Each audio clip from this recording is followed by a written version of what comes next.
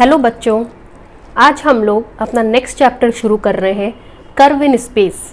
Curve in space differential geometry का एक बहुत ही इम्पॉर्टेंट टॉपिक है। अगर आपको फर्दर आगे के स्टैंडर्ड में का डिफरेंशियल ज्योमेट्री की स्टडी करनी है तो बिना कर्व इन स्पेस के स्टडी के आप प्रोसीड नहीं कर सकते। चलिए आज हम लोग शुरुआत करते हैं कर्व इन स्पेस की। कर्व इन स्पेस को जानने से पहले एक शब्द मैंने यूज़ किया, डिफरेंशियल ज्योमेट्री। पहले हम लोग ये समझते हैं कि एक्चुअली में डिफरेंशियल ज्योमेट्री होता क्या है।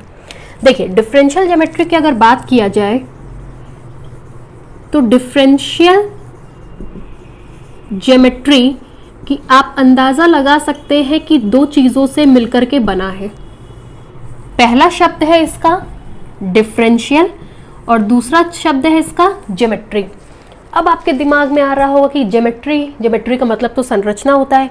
किस चीज़ की संरचना की स्टडी हम लोग करेंगे? तो पहले मैं आपको बता दूं कि इस पूरी किताब में कर्व या सरफेस के ज्योमेट्री की स्टडी की जाती है। जब आपको ज्योमेट्री की बात किया जाए तो तुरंत दिमाग में आएगा ज्योमेट्री, किस चीज़ की ज्योमेट्री? तो कर्व या सरफेस की ज्योमेट्री। और दूसरा है डिफरेंशियल, जिसका मतलब होता है डिफरेंशियल इक्वेशन, डिफरेंशियल कैलकुलस। अब इन दोनों को आप कंबाइंड कर दीजिए तो क्या मिलेगा हम लोगों को? डिफरेंशियल ज्योमेट्री मैथमेटिक्स की वो ब्रांच है जिसमें हम कर्व या सरफेस की geometry with the help of differential calculus find out करते हैं। That means differential geometry is that branch of mathematics in which we study about the geometry of curve or surfaces with the help of differential calculus. Geometry का मतलब होता है संरचना। संरचना मतलब curve या सरफेस पे खींचा गया टेंजेंट, उसके पॉइंट्स के कोऑर्डिनेट, उसके नॉर्मल्स, उसके बाई नॉर्मल्स, उसके पूरा स्ट्रक्चर किस तरीके का होगा उसकी स्टडी हम लोग करते हैं। जहां दूसरा शब्द आया डिफरेंशियल कैलकुलस, तुरंत दिमाग में आपके चल रहा होगा डिफरेंशियल कैलकुलस का मतलब, डिफरेंशियल इक्वेशंस, डिफरेंशिएशन और इंटीग्रेशन। इसी की हेल्प से हम उसके tangent, normal, by normal, points के कोऑर्डिनेट, उसका खुद का कर्व या सरफेस का इक्वेशन लिखते हैं with the help of differentiation and integration, और उसी से उसके हर चीज़ का व्याख्यान करते हैं। इसी कारण से इसको हम डिफरेंशियल कैलकुलस की संज्ञा देते हैं। अब नेक्स्ट टॉपिक है हमारा curve in space. Curve in space मतलब हमारे चैप्टर का नाम कर्व इन स्पेस, जिसको कुछ लोग स्पेस कर्व भी कहते हैं। चलिए, जैसे हम लोग ऊपर साधारण भाषा में समझे डिफरेंशियल ज्योमेट्री को, कर्व इन स्पेस को भी हम लोग बहुत छोटे से तरीके से समझेंगे। कर्व इन स्पेस अगर आप देख रहे हो तो इसमें क्या क्या चीज़ें होंगी? पहली चीज़ तो इसमें कर्व होगा, और वो कर्व कहाँ होगा? स्पेस में होगा। स्पेस क्या होता है? जहाँ मैं खड़ी हूँ मेरे चारों तरफ का एटमॉस्फेयर स्पेस है। जहाँ आप खड़े हैं या आप बैठे हैं आपके चारों तरफ का एटमॉस्फेयर स्पेस है। यहाँ तक कि हमारा अर्थ पृथ्वी भी उस स्पेस के चारों तरफ रोटेट कर रही है।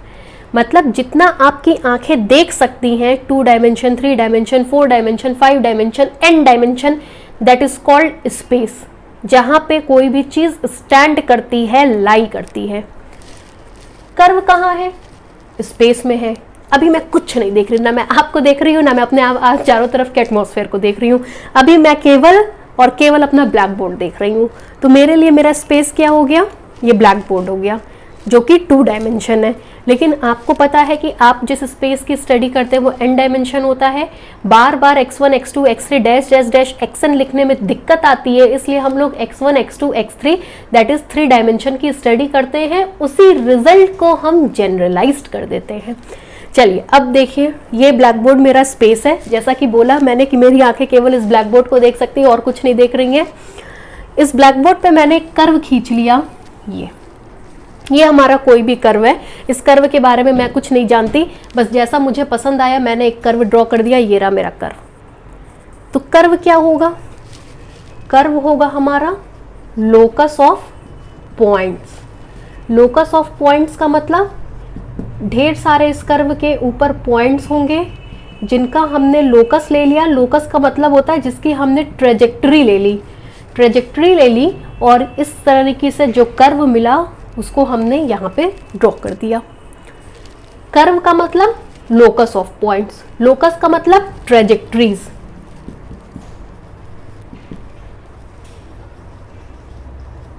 हमने क्या किया, एक कर्व को ड्रॉ किया, कर्व का मतलब लोकस ऑफ पॉइंट्स।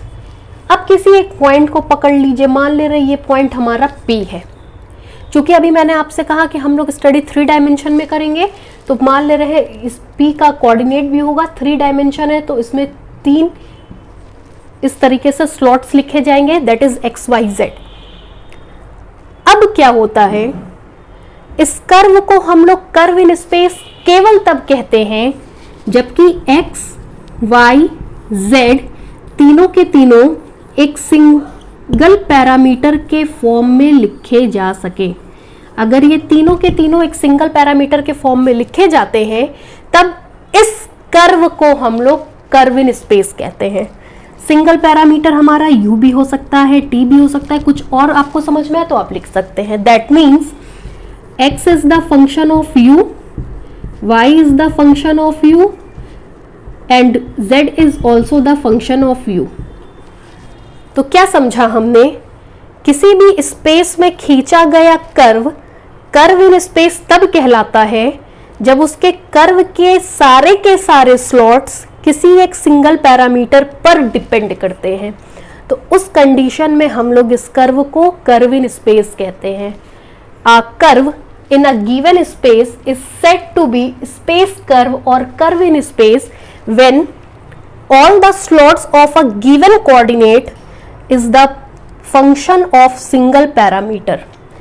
कोई भी कर्व किसी स्पेस में खींचा गया कर्व इन स्पेस या स्पेस कर्व कहलाएगा अगर किसी पॉइंट के कोऑर्डिनेट के सारे स्लॉट्स एक सिंगल पैरामीटर्स के फंक्शन होंगे। उस कंडीशन में हम लोग इसको कर्व इन स्पेस कहेंगे। तो जब भी कर्व इन स्पेस की बारी आए, एक कर्व ड्रॉ कर लीजिए, एक पॉइंट ले लीजिए, कर्व का मतलब लोकस ऑफ पॉइंट, उस पॉइंट्स में ढेर सारे स्लॉट्स होंगे, वो सारे के सारे स्लॉट्स किसी एक पैरामीटर के अगर फंक्शन बन जाते हैं तो ऐसे कर्व को हम लोग कर्व इन स्पेस कहते हैं।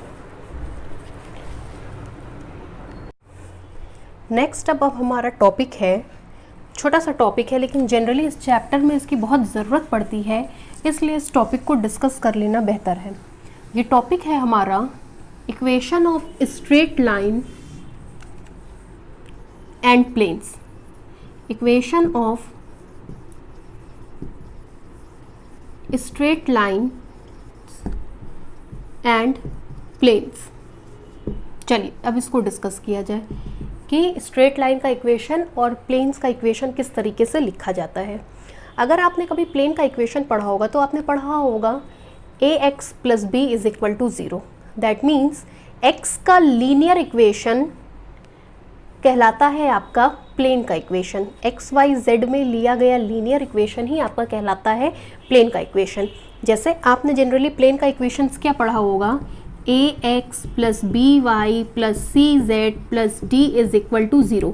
इसी इक्वेशन को हम यहाँ पे लिखेंगे आइंस्टाइन समेशन कन्वेंशन फॉर्मूले का इस्तेमाल करके। आइंस्टाइन समेशन कन्वेंशन फॉर्मूला कहता है कि आई एक बार dummy as a dummy index use करिए तो उसको हम 1 to n तक आगे बढ़ा सकते हैं। दैट मीन्स आप लिख सकते हैं a i x i plus d is equal to 0। ये हमारे प्लेन का इक्वेशन है with the help of Einstein summation convention equation, जहाँ हमारा प्लेन किसी पॉइंट एक्स आई कोई उस पर लिया गया आर्बिटेरी पॉइंट है, प्लेन पे लिया गया आर्बिटेरी पॉइंट है एक्स आई, ए आई उसका डायरेक्शन रेशियो या डायरेक्शन कोसाइन आप कह सकते हैं और डी कांस्टेंट टर्म होता है। मान लीजिए हमारा ये जो प्लेन का इक्वेशन है या प्लेन है ये पास करता है किसी पॉइंट, पासेस थ्रू किसी पॉइंट x नॉट आई से पास करता है। x नॉट आई का मतलब x not 1, x not 2, x not 3 से होकर के पास करता है। तो ये पॉइंट इस इक्वेशन को क्या करेगा, सेटिस्फाई करने का मतलब x i की जगह हम लोग क्या लिख देंगे, x नॉट आई। तो मिलेगा a i x naught i plus d is equal to 0। इसको कंसीडर कर लीजिए इक्वेशन नंबर 1, इसको कंसीडर कर लीजिए इक्वेशन नंबर 2। जैसे ही आप इक्वेशन नंबर 1 में से इक्वेशन नंबर 2 को सब्सट्रैक्ट करेंगे, आपको मिलेगा a i x i minus x not i is equal to 0। हमारे प्लेन का इक्वेशन ये भी लिखा जाता है, हमारे प्लेन का इक्वेशन ये भी लिखा जा सकता है। जैसा जो कंडीशन होगी, जैसे क्वेश्चन होंगे, जैसी परिस्थिति होगी, उस तरीके के हिसाब से हम लोग हमारे प्लेन के इक्वेशन को रिफॉर्म करते रहेंगे। कभी ये लिखेंगे और कभी ये लिखेंगे। अगर हमसे प्लेन का इक्वेशन पूछे जो किसी दिए गए पॉइंट से होकर के पास करता है, then we will use this formula. अगर हमसे केवल और केवल प्लेन का इक्वेशन पूछता है तो हम लोग यूज़ करेंगे ये फॉर्मूला। ये टोटली डिपेंड करेगा कि क्वेश्चन आपसे किस अकॉर्डेंस में पूछा जा रहा है। ठीक इसी तरीके से अगर हम एक स्ट्रेट लाइन के इक्वेशन की बात करते हैं, तो स्ट्रेट लाइन का इक्वेशन देखिए, मान लेंगे हमारी कोई स्ट्रेट लाइन है। स्ट्रेट लाइन के इक्वेशन के लिए आपको पता है कि कम से कम 2 पॉइंट होना बहुत ज़रूरी है। उन्हीं दोनों पॉइंट को टारगेट करके हम एक स्ट्रेट लाइन को ड्रॉ करते हैं। मान ले रहे हैं एक पॉइंट है हमारा एक्स आई, कोई पॉइंट है हमारा एक्स आई, और ये किसी एक another point Q x not i से होकर के पास कर रही है। तब हमारे इस स्ट्रेट लाइन का इक्वेशन होता है x1 minus x naught 1 upon a1 is equal to x2 minus x naught 2 upon a2 is equal to x3 minus x naught 3 upon a3, जहाँ a1, a2 और a3 डायरेक्शन रेशियो या फिर direction cosines कहे जाते हैं। मेरे ख्याल से डायरेक्शन रेशियो या डायरेक्शन कोसाइन में आप डिफरेंस तो जानते ही होंगे। नहीं जानते हैं तो आज सुन लीजिए। डायरेक्शन कोसाइन का मतलब अगर l m n direction cosine है तो l square plus m square plus n square की वैल्यू 1 के इक्वल आएगी, और अगर इसकी वैल्यू के स्क्वायर का sum that is l square plus m square plus n square 1 के इक्वल नहीं आता है तो उसको हम लोग डायरेक्शन रेशियो कहते हैं। डायरेक्शन रेशियो डायरेक्शन कोसाइन में कोई खास अंतर नहीं होता है, बस इतने से का अंतर होता है कि l square plus m square plus n square की वैल्यू अगर 1 हो जाती है तो उसको हम लोग डायरेक्शन कोसाइन कहते हैं, और अगर 1 नहीं होती है तो उसको हम लोग डायरेक्शन रेशियो कहते हैं। चलिए नेक्स्ट अब आगे बढ़ते हैं।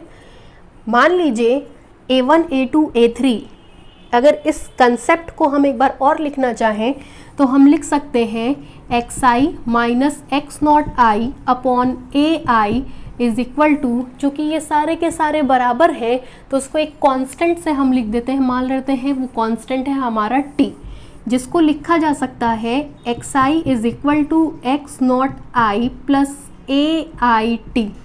ये स्ट्रेट लाइन के इक्वेशन को ये भी रिप्रेजेंट करता है। जब आप इस चैप्टर को आगे पढ़ेंगे तो बहुत सारी चीज़ें आती हैं जो आपको कंफ्यूज करने का काम करती हैं। जैसे मान लीजिए अगर ये ए आई आपका डायरेक्शन कोसाइन है, दैट मीन्स अगर ये ए आई बिहेव कर रहा है डायरेक्शन कोसाइन की तरह, तो इस पूरे टर्म को हम आगे चल करके एस से रिप्लेस कर देते हैं। एस का मतलब होता है आर्क लेंथ। आर्क लेंथ का क्या मतलब हुआ, अगर हम स्ट्रेट लाइन को देखें तो स्ट्रेट लाइन पे एक पॉइंट था एक्स आई और दूसरा पॉइंट था x not i. X i minus x not i is equal to s, मतलब वो उस कंडीशन में किसी दिए गए स्ट्रेट लाइन के 2 पॉइंट्स के बीच की डिस्टेंस बताता है, जिसको हम लोग आर्क लेंथ भी कह सकते हैं। मतलब अगर इस इक्वेशन में ए आई हमारा डायरेक्शन कोसाइन की तरह बिहेव करेगा, ए आई डायरेक्शन कोसाइन की तरह बिहेव करेगा, तो उस कंडीशन में ए आई टी को हम लोग रिप्लेस कर देते हैं एस से और कहते हैं ये एस किसी पॉइंट एक्स आई और एक्स नॉट आई के बीच की दूरी बताता है, डिस्टेंस बताता है। जैसे जैसे ही अगर मान लीजिए ए आई हमारा डायरेक्शन कोसाइन को दिखाता है, इस पूरे टर्म की जगह हम एस लिखेंगे तो हमको मिलेगा x i is equal to x not i plus s. हमने इसकी जगह एस लिख दिया, तुरंत हमको ये इम्प्लाई करेगा x i minus x not i is equal to s. क्या मतलब हुआ इसका, एक्स आई और एक्स नॉट आई के बीच की ये जो डिस्टेंस होती है ये एस हो जाएगी। मतलब इस कंडीशन में अगर ए आई हमारा डायरेक्शन रेशियो कोसाइन को रिप्रेजेंट करता है तो एक्स आई और एक्स नॉट आई के बीच की डिस्टेंस को हम लोग एस से रिप्रेजेंट करते हैं, that is called arc length in terms of arc length. जैसे ये चैप्टर जब आप पढ़ेंगे तो ये चैप्टर आपको मूलतः दो तरीके की चीज़ों से मिलकर के बनेगा। कई बार हम लोग पैरामीटर एस यूज़ करेंगे, कई बार पैरामीटर टी यूज़ करेंगे। टी क्या होता है? हमारा आर्बिट्रेरी पैरामीटर है, जबकि एस हमारा आर्क लेंथ से कोरिलेट करता हुआ पैरामीटर है। ऐसे केस में हम लोग कहते हैं कि एस आर्क लेंथ को रिप्रेजेंट कर रहा है, जबकि टी कोई भी आर्बिट्रेरी पैरामीटर है। तो जब भी एस की बात करता है तो ये दिमाग में रखिएगा कि एस तभी फॉर्म होगा जब ए आई डायरेक्शन कोसाइन को रिप्रेजेंट करता हो। ठीक है, नेक्स्ट अब हम लोग अप्रोच कर रहे हैं। आप इसको 2 मिनट देखना चाहें तो देख सकते हैं।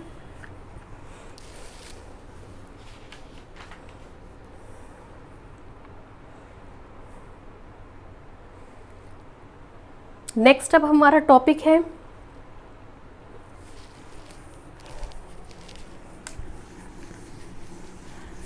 डॉट प्रोडक्ट और क्रॉस प्रोडक्ट, जिसमें से डॉट प्रोडक्ट तो कोई खास चीज़ नहीं है, आप डॉट प्रोडक्ट निकाल सकते हैं। लेकिन जब क्रॉस प्रोडक्ट की बात करेंगे तो एक चीज़ आपको जानना बहुत ज़रूरी है। जैसे मान लीजिए एक कोई वेक्टर हमारा a है, दूसरा कोई वेक्टर हमारा b है। एक वेक्टर है हमारा a और दूसरा कोई वेक्टर है b। तो जैसे कि आपको याद आ रहा हो, जब आप छोटी क्लासेस में लिखते थे तो लिखते थे वेक्टर a को a1 i cap plus a2 j cap plus a3 k cap. अगर आपको याद आ रहा हो तो आप इस तरीके से लिखा करते थे, जहाँ i cap j cap k cap क्रमशः यूनिट वेक्टर्स कहलाते हैं। अब हम लोग थोड़ा सा इसको चेंज करेंगे। चेंज क्या करेंगे? a1 e1 plus a2 e2 plus a3 e3, जहाँ e1 e2 e3 हमारे डायरेक्शन यूनिट वेक्टर्स कहलाएंगे। यूनिट वेक्टर्स, पहले हमारे unit vectors i cap j cap k cap हुआ करते थे, अब हमारे unit vectors e1 e2 e3 होंगे। कुछ लोग इस पे इस तरीके का कैप भी लगा देते हैं, वो कैप भी हम लगा सकते हैं। और ये ध्यान रखिएगा, इसमें हमेशा सफिक्स सबस्क्रिप्ट पोजीशन पे आता है, मतलब नीचे की तरफ आता है। ठीक इसी तरीके से अगर हम एक वेक्टर को b को डिफाइन करते हैं तो आएगा b1 e1 cap plus b2 e2 cap plus b3 e3 cap. ये एक अकेला ऐसा टर्म है यूनिट वेक्टर्स जिसमें सफिक्स इंडेक्स नीचे की तरफ लिखे जाते हैं। तब कोई आपसे कहे कि a और b का क्रॉस प्रोडक्ट निकालो, तो a और b के क्रॉस प्रोडक्ट का मतलब e1 e2 e3 a1 a2 a3 b1 b2 b3, ये होगा। कुछ लोग इसको लिखते हैं is equal to epsilon i j के a i b j e के, जिसका मतलब मैं आपको समझा दूं। आप चाहे तो अगर आप यूज टू हैं तो इस वैल्यू से सॉल्व करिए, यूज टू नहीं है तो इस वैल्यू को सीख लीजिए।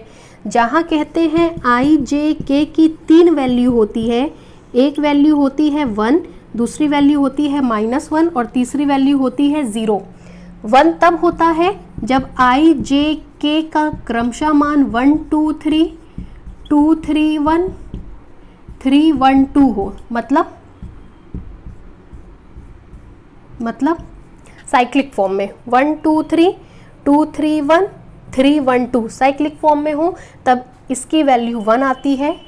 अगर i j k का मान एंटी क्लॉकवाइज डायरेक्शन में हो, इसी को चेंज कर रहे हैं, 2 1 3 3 2 1 1 3 2, आप देख सकते हैं साइक्लिक फॉर्म नहीं। साइक्लिक का मतलब ये होता है कि अगर हम 1 2 और 3 को लिख दें तो इसको पकड़ेंगे तो 1 2 3, इसको पकड़ेंगे तो 2 3 1, इसको पकड़ेंगे तो 3 1 2 आना चाहिए। अगर इन तीनों फॉर्म में कहीं पे भी जरा सा भी चेंज होता है तो वो हमारा साइक्लिक फॉर्म नहीं कहलाता है और इस केस में वैल्यू 1 आती है।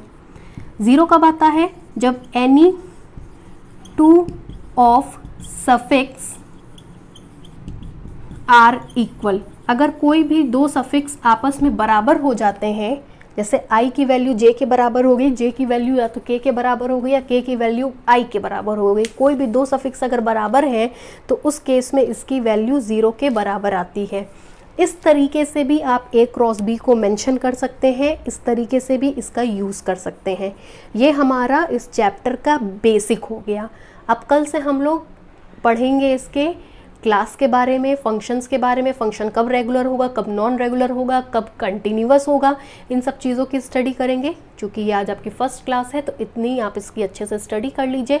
कल हम लोग इसके आगे के लेक्चर्स के साथ फिर से मुलाकात करेंगे। अगर आपको मेरा पेज पसंद आए तो प्लीज़ लाइक करें, सब्सक्राइब करें और लोगों तक भी इसके लिंक को भेजें। Thank you.